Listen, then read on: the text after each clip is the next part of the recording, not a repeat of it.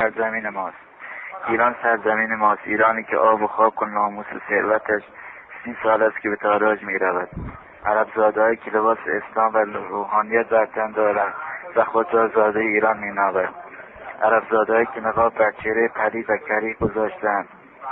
و به اصطلاح قیام حسینی را سلاح خود قرار دادند. آیا قیام امام حسین علیه السلام ظلم بر ظلم بود و با شعار مردم سالاری دروغین و با استفاده از احساسات دینی مردم مسلمان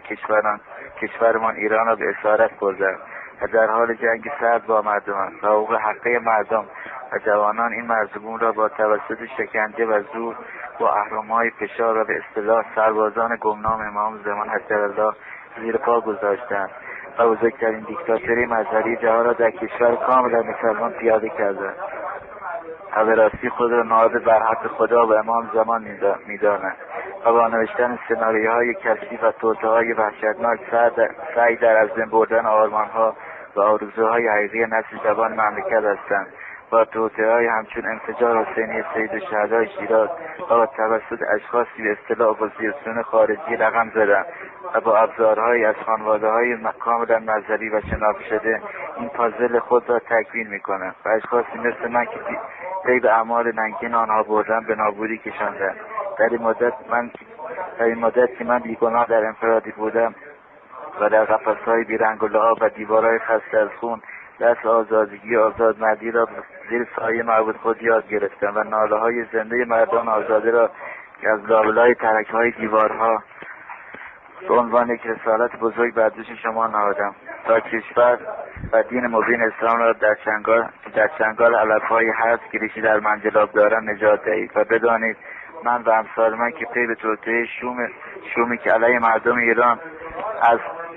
بردیم خون خود را فدای وطن و ناموس و دین و راه حقیقت کردیم تا شاید بار دیگر دستهای پلید و خون‌آلود خفاشان که نبض برگ‌های حیاتی مملکت را در دست دارند برای شما پدران و برادران و آیندگان روشن شود و بدانید هر کس در برابر ظلم سر سجده فرو دارد همرزم ظالم است.